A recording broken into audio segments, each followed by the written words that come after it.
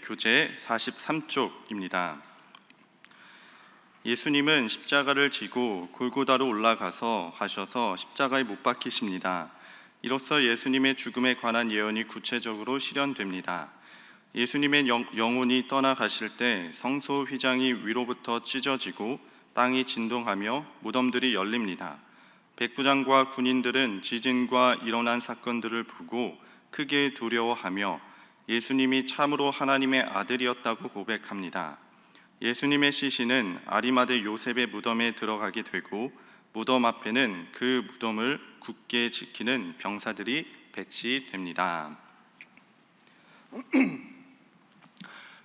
우리 먼저 첫 번째 기도 제목을 나누도록 하겠습니다. 첫 번째 기도 제목은 십자가를 자랑하는 성도 되게 하옵소서. 십자가를 자랑하는 성도 되게 하옵소서. 고대 로마에는 여러 사형법이 있었습니다. 그 여러 사형법 중에 인간이 경험할 수 있는 가장 수치스러운 사형법이 있는데 그것이 바로 십자가형이었지요. 오늘 말씀에 보면 예수님은 십자가를 지고 가시면서 또 십자가에 달리시면서 온갖 수치와 모욕을 당하십니다. 35절 보면 그들이 예수를 십자가에 못 박은 후에 그 옷을 제비 뽑아 나누고 라고 말씀합니다. 사람들이 예수님의 옷을 벗깁니다. 근데 요한복음에 보면 조금 더 자세하게 나와 있는데 군인들이 예수님의 옷을 벗길 뿐만 아니라 속옷도 취했다고 말씀합니다. 예수님께서 발가벗은 채로 십자가에 매달리며 로마 군인들에게 말할 수 없는 수치와 모욕을 당하셨습니다. 또 본문 39절을 보겠습니다. 지나가는 자들은 자기 머리를 흔들며 예수를 모욕하여, 예수님이 십자가에 달리신 것을 지나가던 수많은 사람들이 보고 예수님을 모욕합니다. 여기서는 하나님의 백성이라 불리던 수많은 유대인들이 속해 있겠죠. 이들은 예수님의 군인뿐만 아니라 수많은 사람들도 십자가에 달리신 예수님을 보고 모욕을 합니다. 또 이어서 41절을 보면 그와 같이 대제사장들도 서기관들과 장로들과 함께 희롱하여, 이번에는 종교 지도자들도 예수님을 보고 희롱합니다. 그리고 44절에 보면 함께 십자가에 못 박힌 강도들도 이와 같이 욕하더라. 같이 십자가에 달린 강도들마저도 예수님을 욕합니다. 이처럼 예수님은 십자가에서 말로 표현할 수 없는 육체적 고통과 함께 인간이 경험할 수 있는 모든 수치스러운 상황을 당하셨습니다. 여러분, 유대인들이 왜 예수님을 믿지 않았을까요?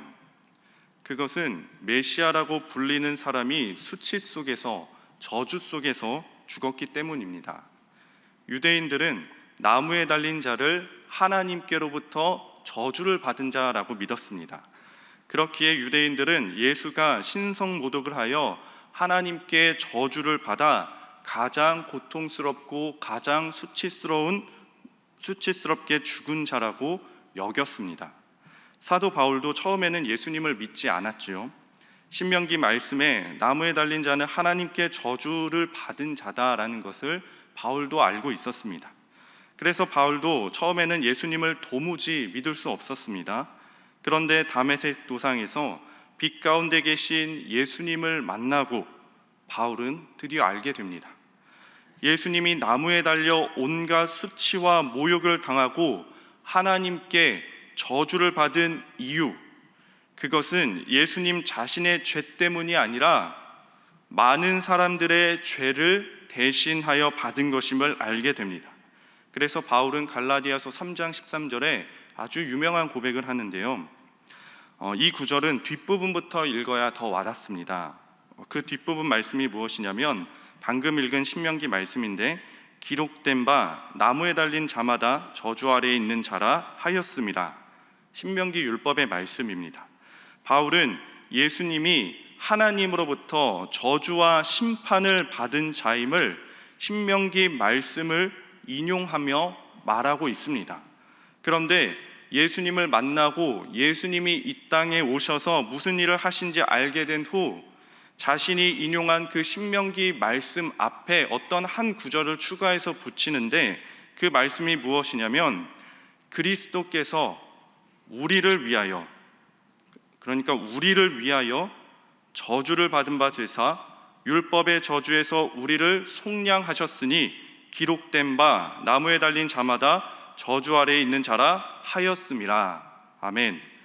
죄 없으신 예수님이 온갖 고초와 수치와 모욕과 저주와 고통을 받은 그 이유가 그것이 바로 우리의 죄 때문이었습니다. 나를 위해서, 그리고 여러분들을 위해서, 그리고 우리를 위해서 예수님이 대신 저주와 고통을 받으셨다라는 말씀입니다. 우리의 죄 때문에 예수님은 십자가에서 나의 하나님 어찌하여 나를 버리셨나이까 라는 그런 울부짖으며 그렇게 고통을 당하셨습니다. 그리고 하나님께서 그 울부짖음에 침묵하시고 등을 돌리셨습니다. 예수님이 십자가에서 받은 수치와 모욕과 육체적 고통도 너무나도 큰 고통이었지만, 그러나 예수님에게 있어 진정한 고통은 하나님께 버림받은 것입니다.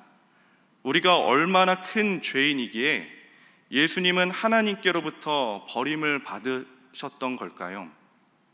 그러나 동시에 하나님은 우리를 얼마나 사랑하시기에 독생자를 버리시기까지 하셨던 것일까요?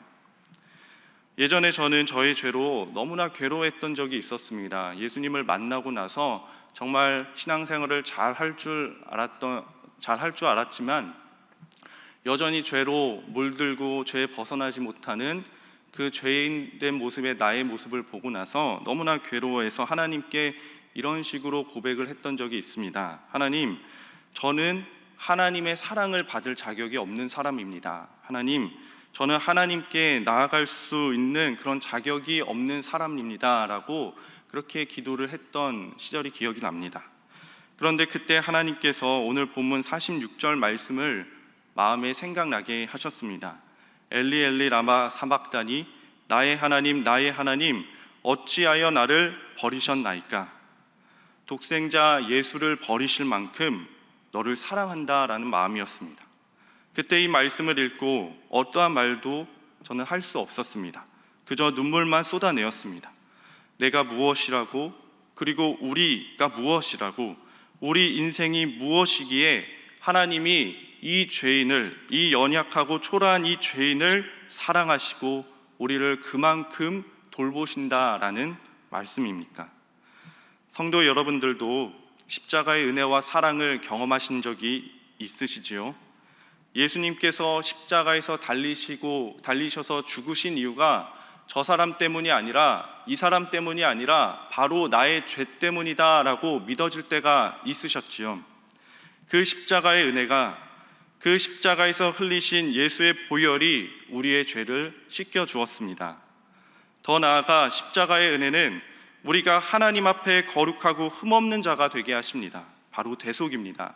골로새서에 그의 육체의 죽음으로 말미암아 화목하게 하사 너희를 거룩하고 흠없고 책망할 것이 없는 자로 그 앞에 세우고자 하셨다. 하나님은 예수님을 믿는 자들을 더 이상 죄인으로 보지 않습니다. 왜냐하면 하나님께서는 예수님을 믿는 성도들을 반드시 대속을 통해서만 바라보시기 때문에 성도들을 흠이 없으며 책망할 것 없는 그런 존재로 보십니다. 고린도후서 5장 말씀에도 하나님이 죄를 알지도 못하신 이를 우리를 대신하여 죄로 삼으신 것은 우리로 하여금 그 안에서 하나님의 의가 되게 하려 하심이라. 예수님을 빛 가운데서 만난 후 이 대속의 진리를 깨달은 사도 바울은 더 이상 복음을 부끄러워할 수 없었습니다. 유대인들에게 있어 복음은 부끄러운 것입니다.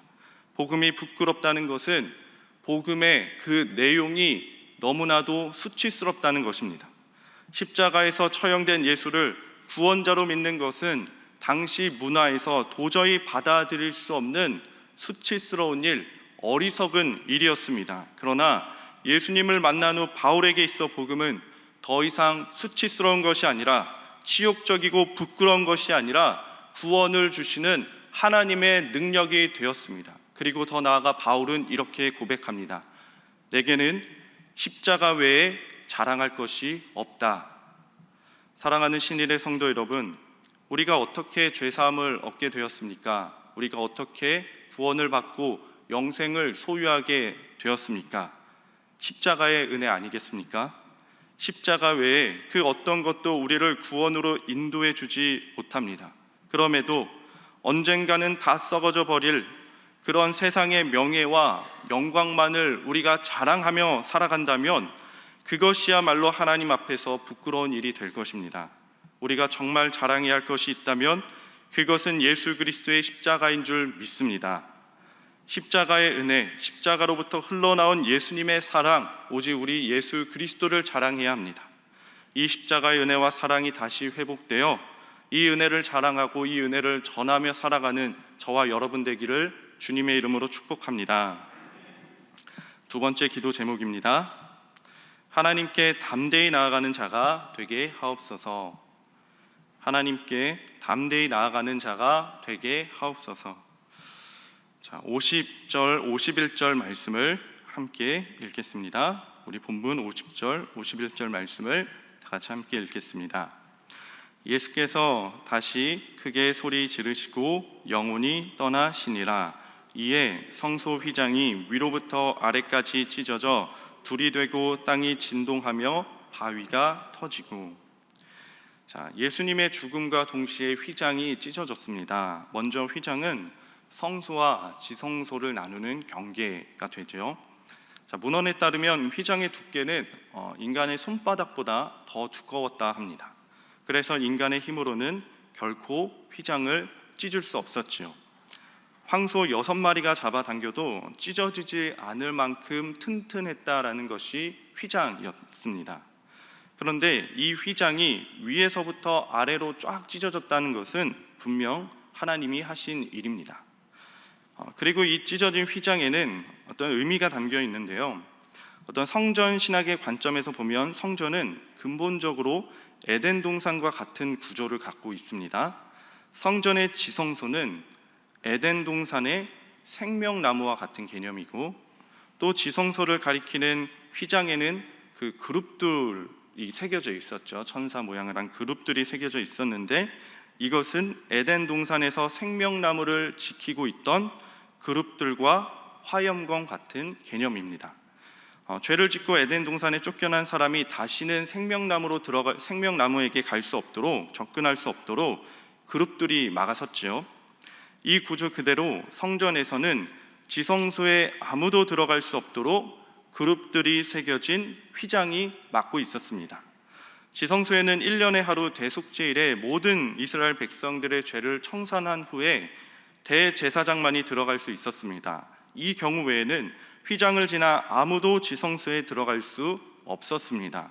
그런데 예수님의 죽으심으로 휘장이 찢어졌다는 것은 아담의 후손들은 그동안 그룹으로 인하여 하나님께 나아가지 못했지만 예수님의 죽으심으로 하나님께 나아가는 길을 막아서고 있었던 그 그룹들이 없어져 버렸다라는 의미입니다. 즉, 이제는 예수님을 믿는 자라면 그 누구든지 휘장을 지나 하나님께 나아갈 수 있는 시대가 되었다라는 의미입니다.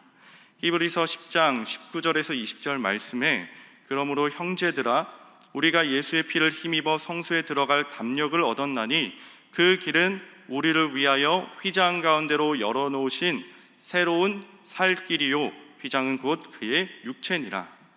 자, 예수님은 새로운 살 길을 닦아 놓으셨습니다. 여기서 새로운이라는 단어는 문맥상 이전에는 불가능했다라는 의미입니다. 예수님은 십자가를 통해 전에 불가능했던 하나님께 접근할 수 있는 길을 열어놓으셨습니다. 또 그 길은 살길이라고 합니다. 왜 살길이냐면 생명의 근원이신 하나님께로 인도하는 길이기 때문에 살길입니다. 예수님으로 인하여 우리는 생명의 근원이신 하나님께 그 누구든지 그리고 그 어느 때나 나아갈 수 있는 특권이 생겼습니다. 여러분, 우리가 사회생활을 하면서 심지어 신앙생활을 하면서 얼마나 마음이 상하는 일이 얼마나 많이 경험합니까?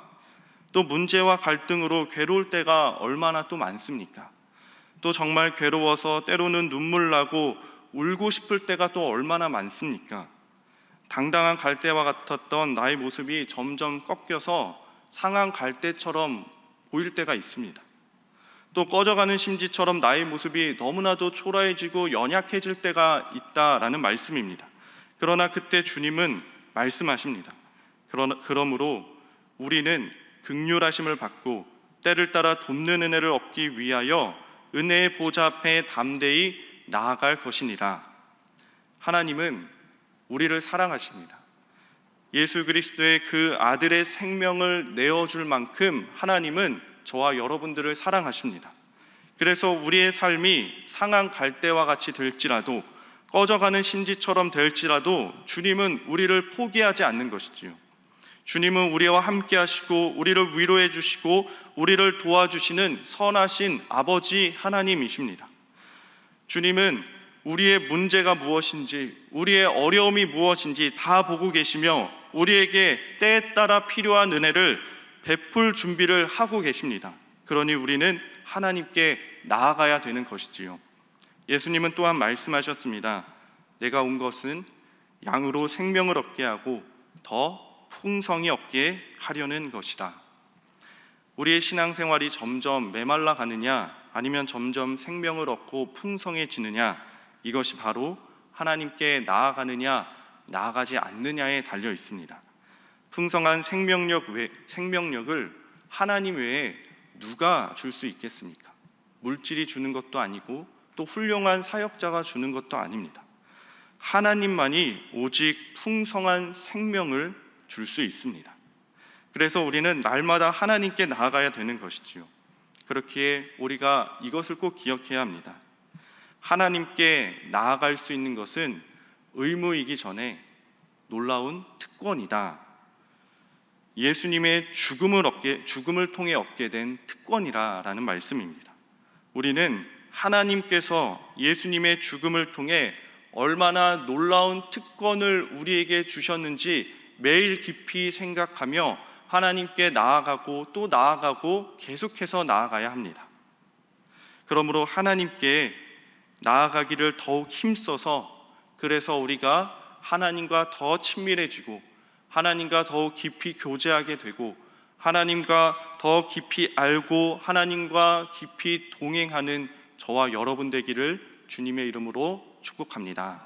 시간 함께 기도하겠습니다.